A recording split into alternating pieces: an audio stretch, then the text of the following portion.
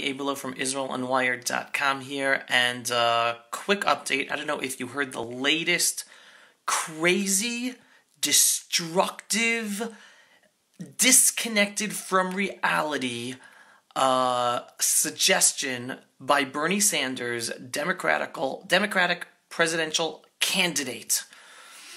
And by the way, guys, we are up against all of big tech that is not interested in you guys seeing all the videos that we work on, that I do, that we post and promote. So please, please, please, if you like the work we do, IsraelUnwired.com, all of Israel Video Network, please just click to donate whatever you're able to give that to help us make sure we get our videos with the truth seen. All right, so now let's get back to what Bernie Sanders said. Bernie Sanders suggested that America not only should stop giving money to Israel, money that is not financial aid, but money that is used by Israel to reinvest and purchase goods, military goods from American companies. 75% of the $8 billion Israel must use in America. Okay? So Bernie Sanders is suggesting not only should the U.S. stop giving Israel any money, but all of that money, $8 billion or whatever it is per year, should be given over to Hamas in Gaza. Right? To the Arab Muslims in Gaza. Money that America strategically hands over to Israel, its only reliable partner in the Middle East, that helps America on a strategic level, on a military level, on an economic level, because Israel takes this aid and then uses it back in American companies, not only to stop giving Israel this money, but to give it all to Hamas in Gaza. All right? That is his ludicrous suggestion. He thinks that will bring peace. And from what I understand, all the other Democratic candidates have been silent.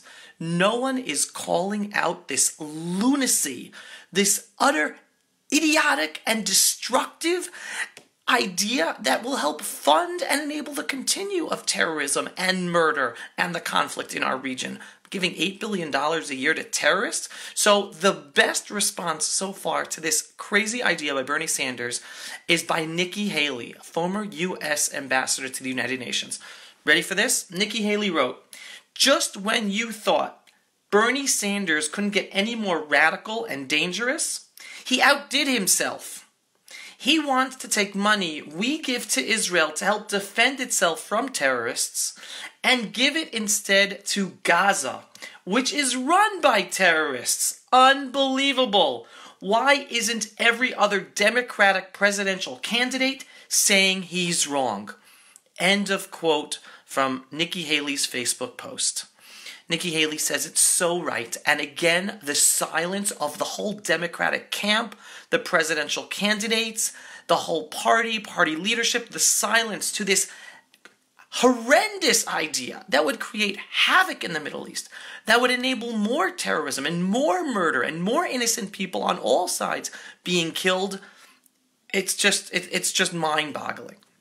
So now I want to end on a very, very important, super important point that Israeli Prime Minister Benjamin Netanyahu said today at a memorial service for a former Israeli general and Israeli minister, Rehavam Zevi.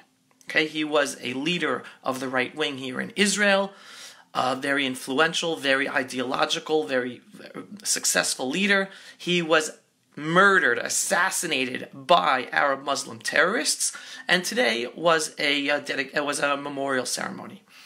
In his memory, Prime Minister Benjamin Netanyahu said the following, okay, and this is very important, it's connected to the Bernie Sanders and the lunacy and evil on the left. I'm reading in Hebrew and then I'll be translating in English. So the Prime Minister Benjamin Netanyahu said, Gandhi tamid hidgish et alechach shemorot adamim. That Gandhi, that was his nickname. I'll just try to translate into English. He always emphasized the lessons we have to learn from the countless amount of massacres where Jews were massacred by Arab Muslims.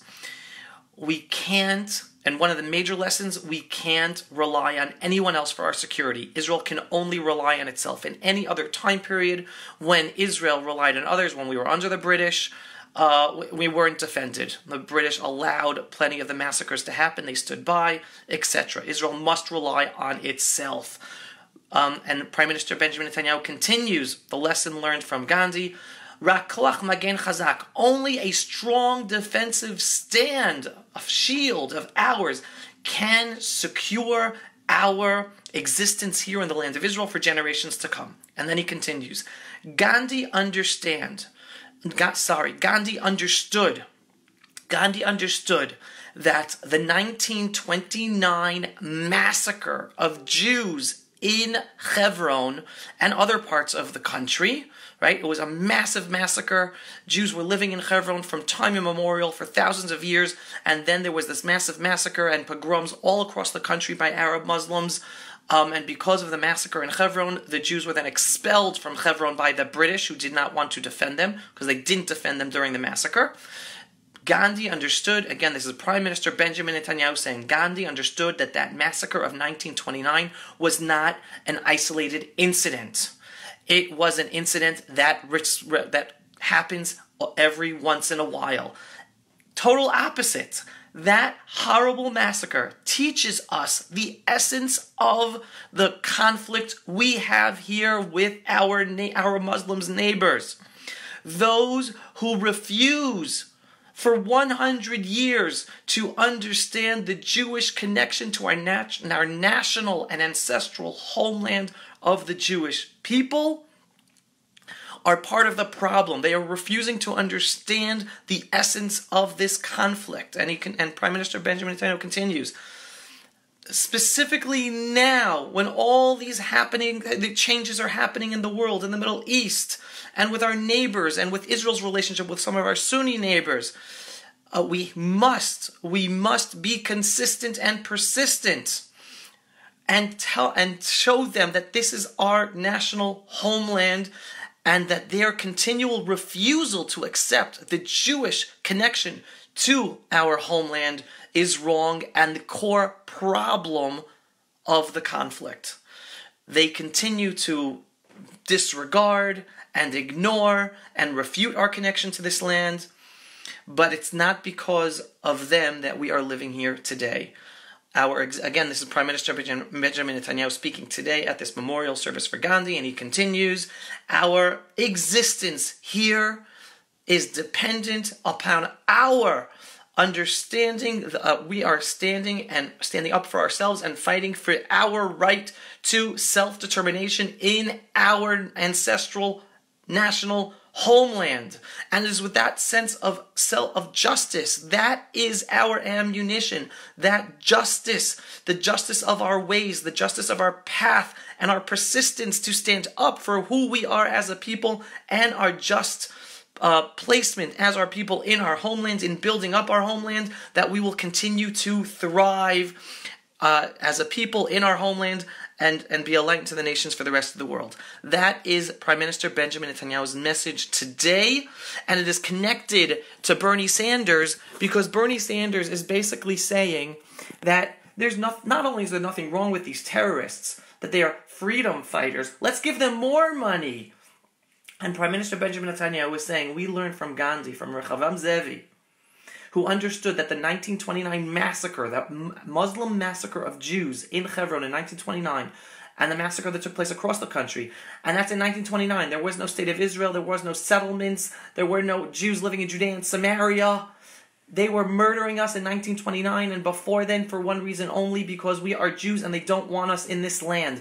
That is the core essence of our conflict here. This is not a conflict over land. This is a conflict over identity. And the only way we're going to win this battle, this conflict with our Muslim neighbors, is if we as a Jewish people are united in our Jewish identity and our connection to our ancestral homeland, and we don't let anyone take that away from us. It's not a land conflict. It doesn't make a difference how much land we give away to our enemies. They will continue to fight us and continue to kill us. It is not a land conflict. That's why the two-state solution is not a solution. It just makes the problem even worse because it gives more land to our enemies and enables them and gives them more motivation to continue trying to destroy us and murder us.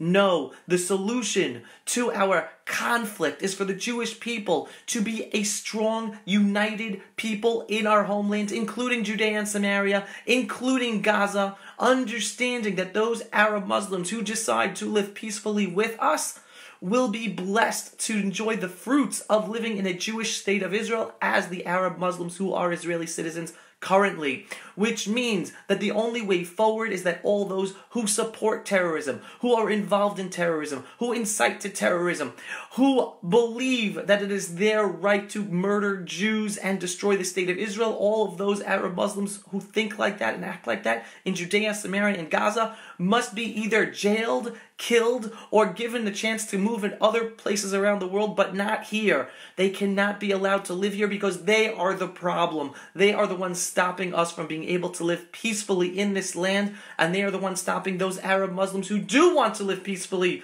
with Israel and enjoy the fruits of the freedoms and equality that the Jewish state of Israel give them to be able to have better lives. That is the essence of our problem here in this land. So don't let anyone tell you that the two-state solution is a solution. It's not a solution. It's part of the problem. And anyone who says it doesn't understand the core conflict we are involved in.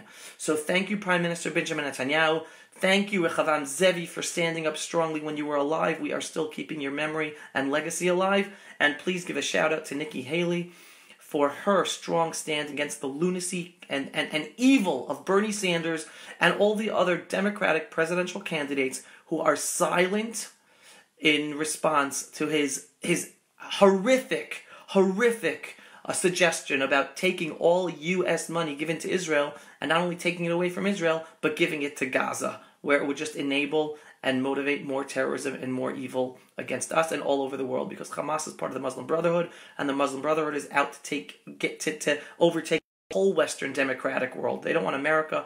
They don't want democracy in America. They don't want democracy in Canada and Australia and France and England. The Muslim Brotherhood is out to destroy all freedom-loving countries. Wake up, people. Shout out to Nikki Haley. Thanks for watching. Shalom from the ancestral and eternal homeland of the Jewish people here in the Judean Hills.